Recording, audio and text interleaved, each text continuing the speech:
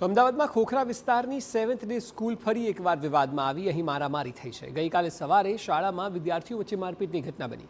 ધોરણ 7માં અભ્યાસ કરતા વિદ્યાર્થીઓ વચ્ચે મારપીટ થઈ. અગાઉ લાઇનમાં ઊભા રહેવા બાબતે થયેલી માથાકૂટની અદાવત રાખીને મારામારી કરાઈ. ખોખરા પોલીસ સ્ટેશનમાં 4 સગીરો સામે પોલીસ ફરિયાદ નોંધાઈ છે.